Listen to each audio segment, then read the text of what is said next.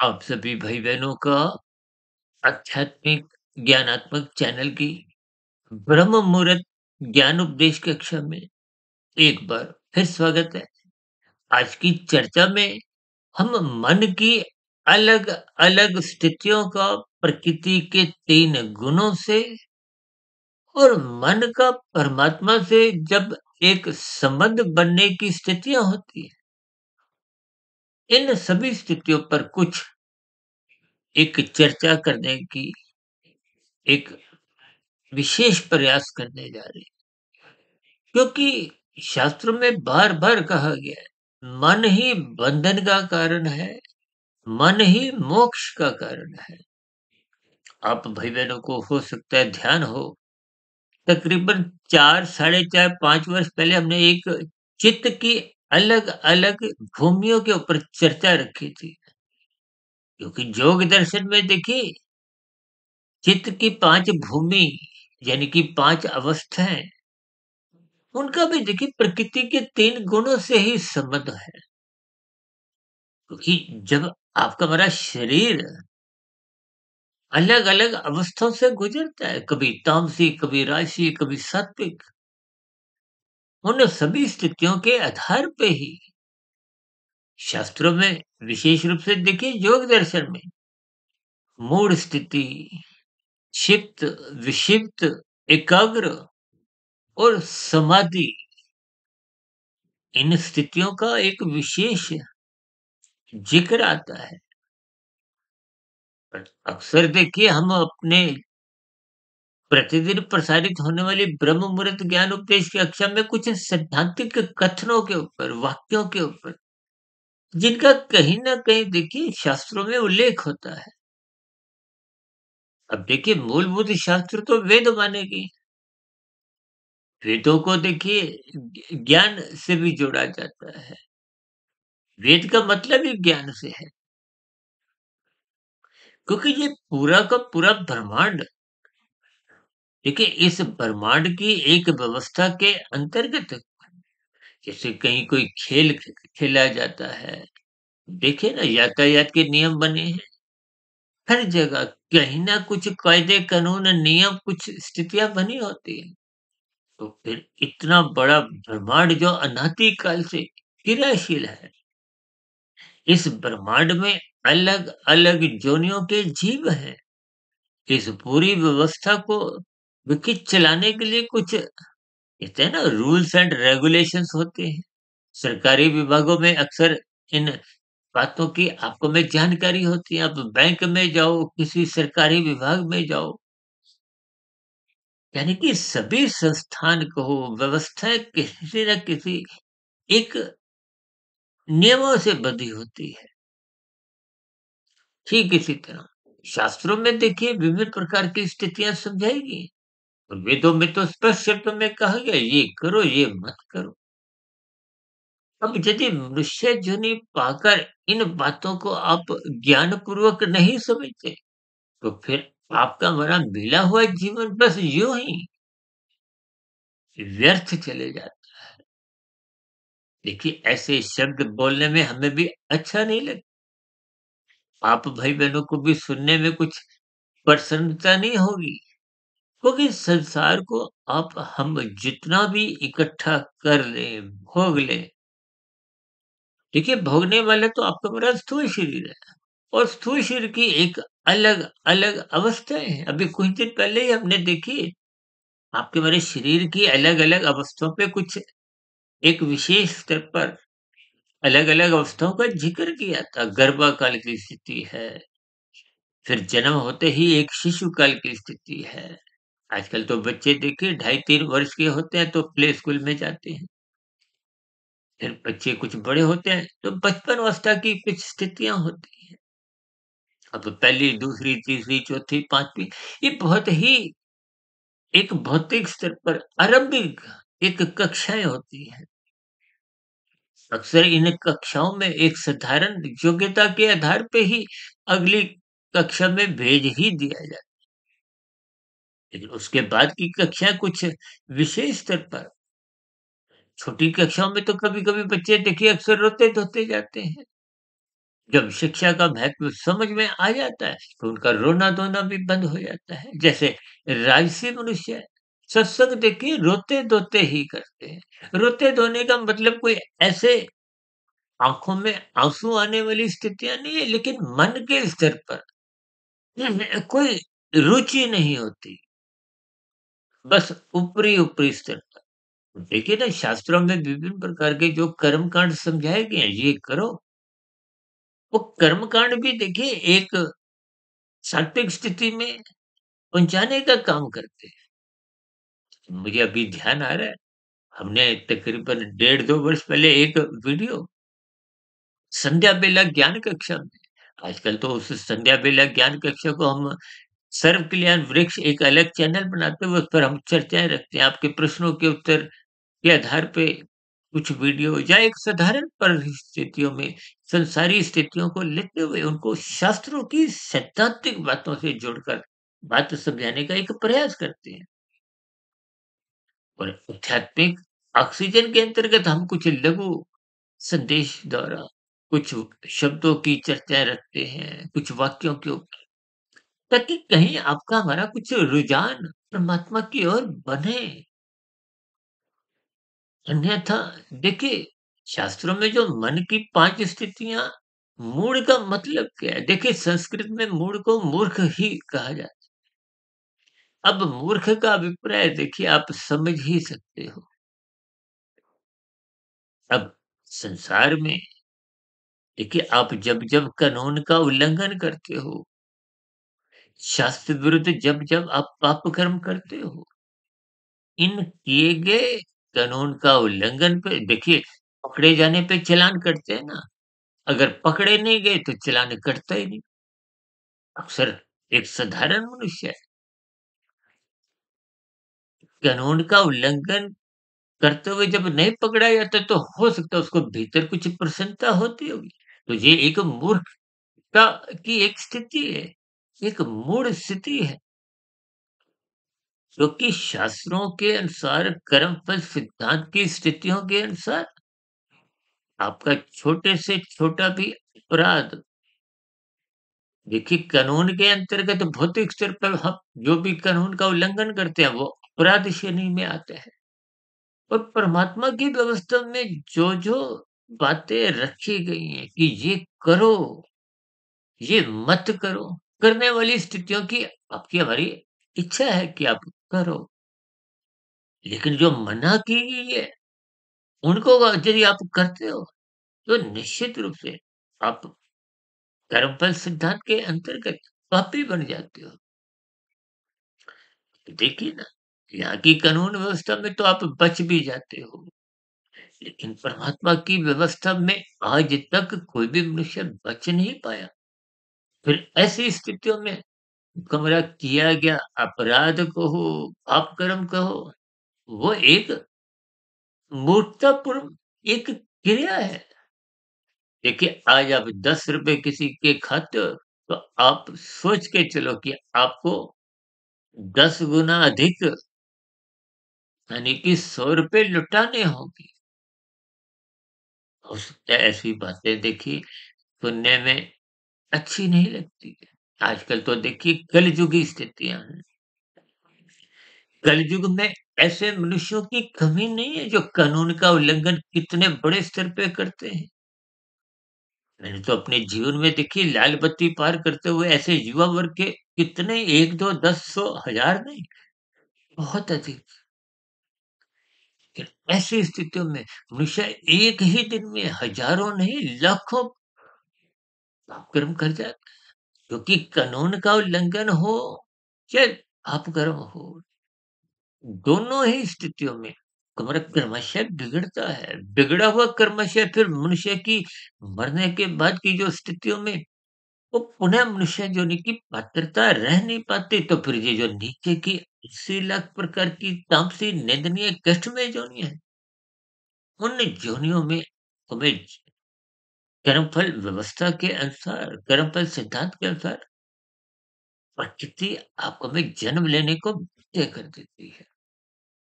और नीचे की योनियों में तो आपको को सबको ही मालूम है कि उन नीचे की जोनियों में कैसी-कैसी स्थितियाँ हैं। देखिए, नीचे की जोनियों में दुःख ही दुःख है। आपको में 1 समय का, 2 समय का, 3 समय का यदि भोजन नहीं मिले, आप और हम तो कितना विचलित होते। अब नीचे की जोनियों के जीवों को तो देखिए ऐसी कोई व्यवस्था नहीं है, नाश्ता मिलेगा, दोपहर का खाना मिलेगा, कहाँ रहना है, सोने का। देखिए ये सभी स्थितियाँ आप अपने जीवन में देखिए नीचे की जोनियाँ जो 80 लाख प्रकार की हैं, ये दंडमय जोनियाँ हैं। 20 लाख तरह की जो वनस्पति जोनियाँ जो आपका हमारा भोजन है, वो तो चल फिर भी नहीं सकती। फिर रेंगने वाले जीव हैं।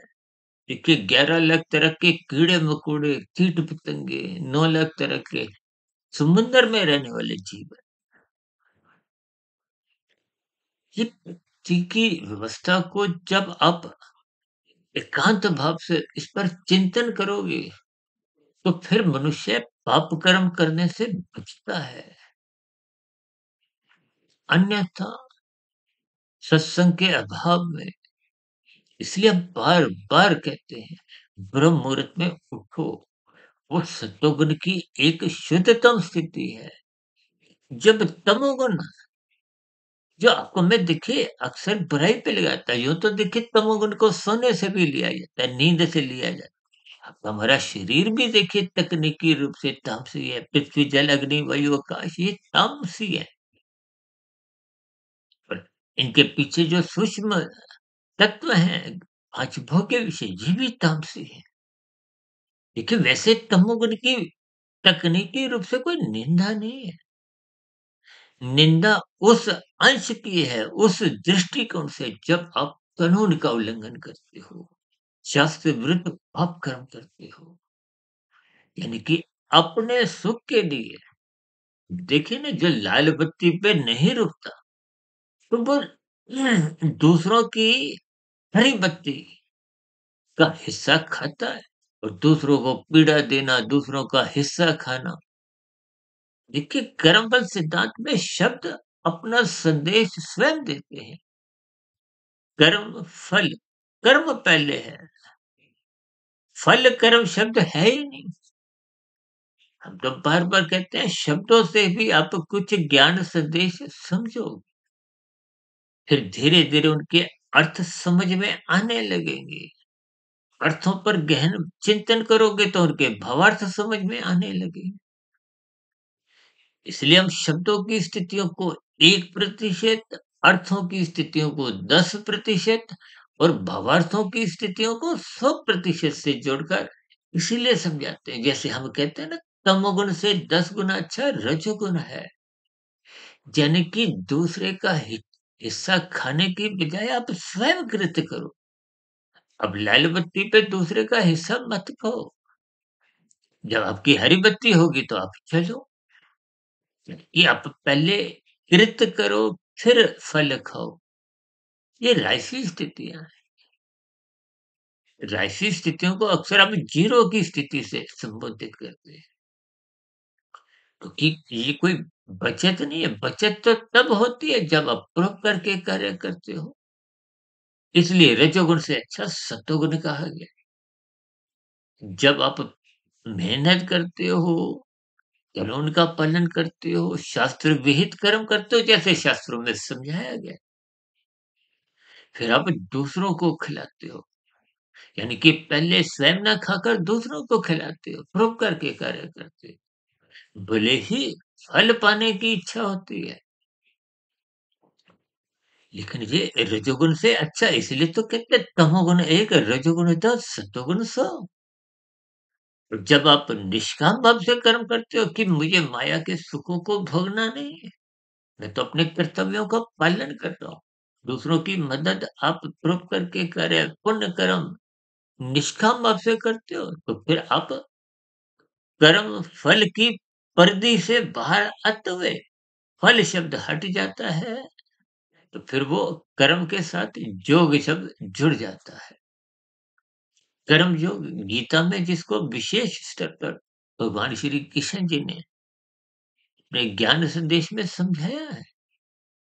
कर्म योग की परिपक्व स्थिति ज्ञान योग है, ज्ञान योग की परिपक्व स्थिति भक्ति योग है।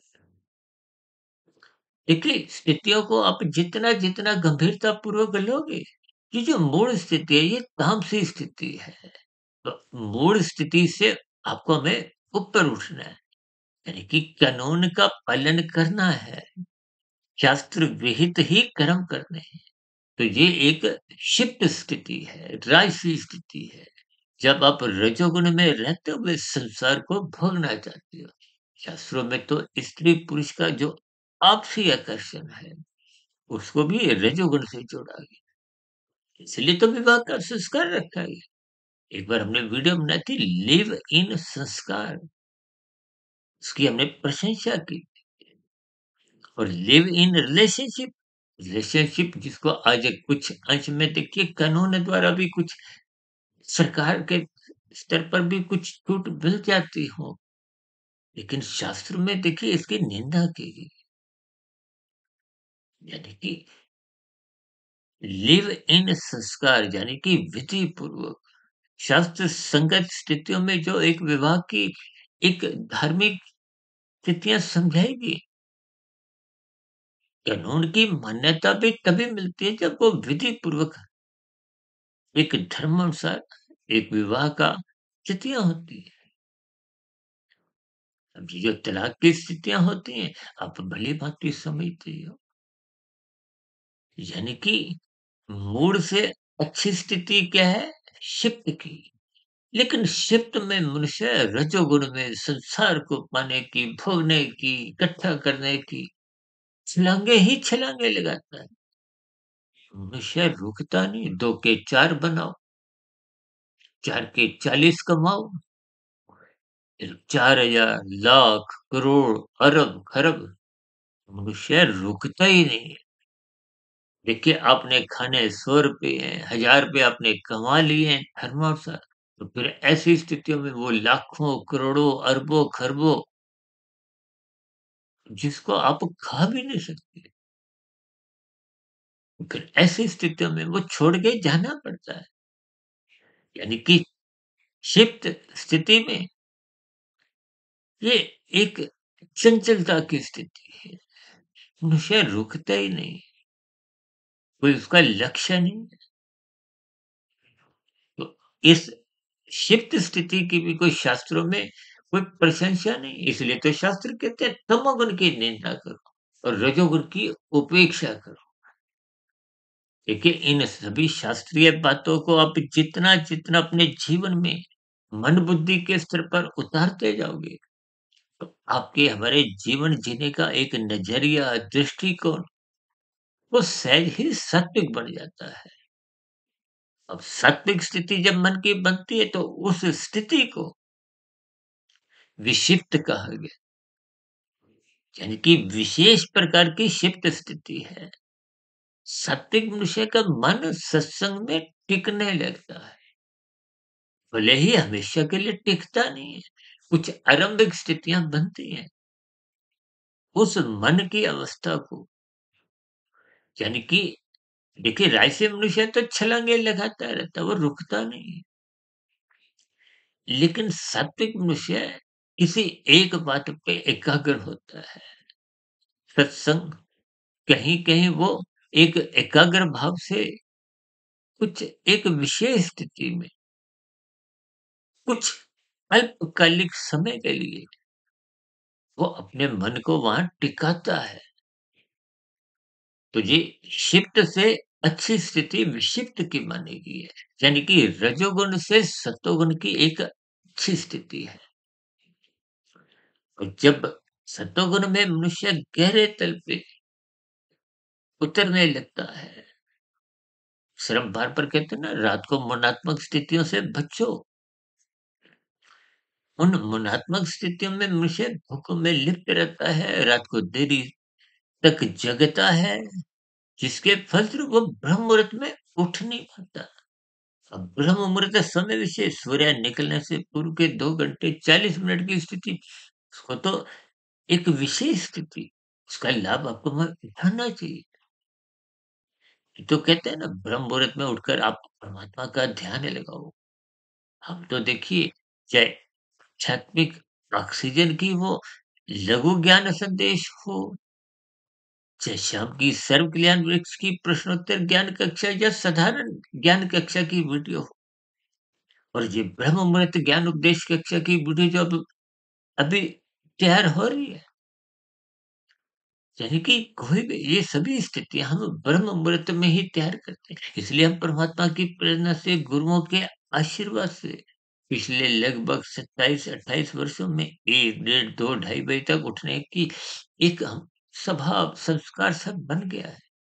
तो उन स्थितियों में फिर वो ब्रह्म मुहूर्त का समय 4 घंटे, 5 घंटे, 6 घंटे, 7-7 घंटे भी हो जाता है। देखिए, एक बार हमने वीडियो बनाई थी, ब्रह्म मुहूर्त 2 घंटे 40 मिनट, ब्रह्म मुहूर्त 8 घंटे और ब्रह्म मुहूर्त 24 घंटे। अब 24 घंटे ब्रह्म मुहूर्त का मतलब मायातीत की स्थिति है। तो अक्सर अपने संबोधन में बार-बार आप भाई-बहनों से एक विशेष स्तर पर संबोधन में कहता हूँ कि मैं देखिए, आप भाई-बहनों के समान एक मायाबद्ध की ही स्थिति में हूँ। तभी मैं अपने संबोधन में देखिए एक आपका आध्यात्मिक मित्र के नाम से संबोधित करता हूँ। देखिए, शास्त्रों में जो गुरु शब्द है, वो एक आध्यात्मिक स्थिति से है। मेरा एक व्यक्तिगत मानना है। देखिए, वेदों का जो सरलीकरण उपनिषदों में किया गया, वो मायातीत महापुरुषों ने आत्मा की प्रेरणा से, आशीर्वाद से किया। और फिर उपनिषदों का और सरलीकरण देखिए, विभिन्न प्रकार के जो पुराण लिखे गए, उसमें देवी देवताओं को जोड़ते हुए, कुछ कथा कहानियों का सहारा लेते हुए एक राशि मनुष्य को जगाने की कोशिश की गई, ताकि उसका सत्वगुण बढ़े, ताकि हम क्षिप्त से विक्षिप्त की स्थिति की ओर प्रवेश करें। जब आप विक्षिप्त स्थिति में टिकने लगते हो, वो टिकने का जो समय है वो बढ़ने लगता है, तो फिर वो ब्रह्म मुहूर्त में उठने की स्थितियों में वो एकाग्र स्थितियाँ बनने लगती हैं। एकाग्र स्थिति में हमारा परमात्मा से संबंध जुड़ने लगता है, शास्त्रों का ज्ञान विज्ञान समझ में आने लगता है।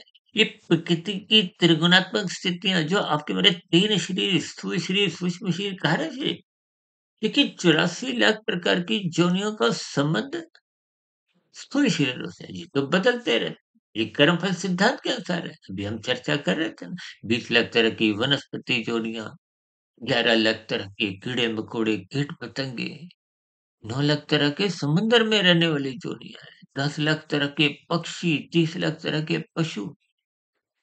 फिर आपका हमारा नंबर आता है मनुष्य जोनि का। देखिए, मनुष्य से ऊपर की जोनियाँ हो या नीचे की जोनियाँ, ऊपर की जोनियाँ तो एक पुरुष का रूप में है, लेकिन नीचे की जोनियाँ तो दंडमय है। पुरस्कार लेने को आप मना भी कर सकते हो।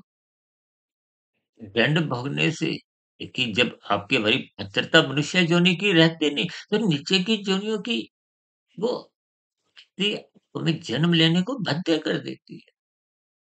नीचे की तो ऐसी कितनी ही योनियों के कुछ ऐसे नाम हैं, जिनको आप और हम सुनना भी पसंद नहीं करते। उन योनियों में भी आज जितने जीव हैं, देखिए एक-एक योनियों में लाखों, करोड़ों, अरबों, पता नहीं कितने। देखिए, आत्माएँ भले ही निश्चित है कि आत्मा जन्म मरण से रहित है, लेकिन इनकी संख्या लिखने में संभव ही नहीं है। शास्त्रों में कहीं नहीं लिखी, और वो लिखना, पढ़ना, बताना संभव ही नहीं है। लेकिन निश्चित है, इन सभी स्थितियों को आपको हमें ज्ञानपूर्वक समझना है। और ज्ञान तभी मिलता है, ज्ञान तभी टिकता है, जब आप एकाग्र स्थिति में, हम तो बार-बार कहते हैं ना, श्रद्धापूर्वक सत्संग करो, फिर उसका चिंतन मनन करो। ये चिंतन मनन, शोध करना, ये एकाग्र स्थितियाँ हैं। ये ब्रह्म मुहूर्त में आप जितना अधिक करोगे, उतना अधिक आपको महात्मा का ज्ञान विज्ञान किसी जो एक बहुत बड़ा एक यंत्र है। ये त्रिगुणात्मक स्थितियाँ तमोगुण, रजोगुण, सतोगुण ये नित्य तत्व है। पर हम देखिए लगभग प्रतिदिन ही कुछ ना कुछ चर्चाएँ करते हैं। ये एकाग्र स्थिति ही फिर धीरे-धीरे, धीरे-धीरे जो मायातीत की स्थिति है, यानी कि एक विशुद्ध सतोगुणी सत्ता से जब आप और हम जुड़ जाते हैं, वो एक योग की स्थिति है, निरुद्ध स्थिति को हो। देखिए किन्हीं भी स्थितियों से आपने शास्त्रों की बातों को समझते हुए, अपने मिले हुए जीवन के एक अवसर को उसका सदुपयोग करते हुए आध्यात्मिक उन्नति करनी। देखिए जितनी आध्यात्मिक उन्नति आप मनुष्य योनि में कर लेते हो, वो सुरक्षित बनी रहती है। यदि इस जीवन में आपने 31% कर ली है, तो अगला मनुष्य योनि सुनिश्चित है। फिर अगली मनुष्य योनि में आप 31 से 32, 33, 34 आगे बढ़ते जाओगे। देखिए आप और हम अपने मोबाइल को प्रतिदिन ही चार्ज करते हैं। अब किसी की बैटरी 31% है। अब वो जैसे ही प्लग ऑन करता है, तो एकदम बैटरी कुछ ही सेकंड्स में वो 31 पे पहुँच जाती है और 31 से फिर आगे एक प्रक्रिया में वो धीरे-धीरे 100 पे पहुँच जाती है। अब 100 पे पहुँचने का मतलब क्या है? वो मायातीत की स्थिति है और 31 की पुनः स्थिति में फटाफट पहुँचने का मतलब आप इस जन्म में जो 31% की सफलता आध्यात्मिक उन्नति कर चुके थे, योग की स्थिति बना चुके थे, वो अगले मनुष्य योनि में संस्कारी माता-पिता के यहाँ गुरुजनों का संग सहज ही उपलब्ध होते हुए कुछ ऐसे निमित्त मात्र कारण परमात्मा की व्यवस्था में अपने आप ही बन जाते कि आपको वो 31% की जो की गई सफलता लौटा दी जाती है, फिर आगे आप और जितने एक पुरुषार्थ करते हुए उस परमार्थ के मार्ग पर आगे बढ़ते हुए उस जन्म विशेष में यदि आप 60 पे पहुँच जाते हो तो फिर आगे 60 से आगे की यात्रा और उसी जन्म में यदि देखिए एक बार हमने वीडियो बनाया था, ये मनुष्य योनि अंतिम जन्म भी है और आदि जन्म भी। आदि जन्म का मतलब जब आप ये 84 लाख योनियों में ही एक भटकाव की, एक बंधन की स्थितियाँ होती हैं। और अंतिम जन्म का मतलब क्या है? स्थूल शरीर के रहते-रहते कारण शरीर शत प्रतिशत शुद्ध हो जाता है। फिर कारण शरीर शत प्रतिशत शुद्ध हो जाता है, यानी कि कारण शरीर समाप्त तो सूक्ष्म शरीर समाप्त और स्थूल शरीर तो बिना प्रयासों के आपके हमारे सबके ही समाप्त होते हैं। फिर ऐसी स्थितियों में वो आत्मा पे किसी भी प्रकार का कोई बंधन नहीं होता। फिर भौतिक जगत में वो बंधन समाप्त तो फिर ऐसी स्थितियों में आत्मा को आध्यात्मिक शरीर की प्राप्ति हो, एक लंबे काल के लिए आनंदमय जीवन बिताने की एक अवसर मिलता है। तो ऐसी सभी सात्विक शुभ स्थितियाँ आपकी हमारी जीवन में भी बने या उस दिशा की ओर आप और हम इस जीवन में जितना अधिक बढ़ते जाते हैं, वही आपकी हमारी एक कमाई है। इस कमाई को आप भी करिए कि ये जो आज मैंने मन की 5 स्थितियाँ मूढ़, क्षिप्त, विक्षिप्त, एकाग्र और निरुद्ध, इन निरुद्ध यानी एक समाधि की स्थिति। क्योंकि संसार तो समस्याओं का एक जमावड़ा है। आत्मा एकमात्र समाधान की पूर्ण स्थिति है। उसी समाधान से ही शब्द देखिए समाधि है। तो ऐसी सभी सात्विक शुभ स्थितियाँ कि हमारी बने। इन्हीं शुभ कामनाओं के साथ आज की चर्चा विशेष को अब यहीं विराम देते हैं। दिन में आध्यात्मिक ऑक्सीजन के अंतर्गत लघु ज्ञान संदेश में फिर मिलेंगे और शाम को सर्व कल्याण वृक्ष की संध्या बेला ज्ञान कक्षा में, प्रश्नोत्तर ज्ञान कक्षा में और कल सुबह फिर एक नई शास्त्रीय कुछ बातों को ध्यान में रखते हुए एक नए विषय के साथ ब्रह्म मुहूर्त ज्ञान उपदेश कक्षा में। ये सिलसिला परमात्मा की कृपा से बना रहे, आप भाई-बहनों का सहयोग मिलता रहे, ताकि हम सभी भाई-बहन अपने मिले हुए जीवन में भौतिक स्तर पर भी सफल हों और आध्यात्मिक स्तर पर हमारा मिला हुआ जीवन सार्थक हो। फिर भी चर्चा संबंधित कोई मन में आपके कोई प्रश्न उठ रहा हो, कोई मेरी कही गई बातों पर आपकी कोई टिप्पणी हो, शिकायत हो, आपत्ति हो या मेरे इन 3 चैनलों के प्रति आपके मन में कोई सुझाव हो, इन सभी स्थितियों का नीचे दिए गए कमेंट्स बॉक्स पर सदा ही स्वागत है। चर्चा विशेष को यहीं विराम देते हैं। आप सभी भाई-बहनों का इस चर्चा विशेष को ध्यानपूर्वक, धैर्यपूर्वक और गंभीरतापूर्वक सुनने के लिए बहुत-बहुत धन्यवाद।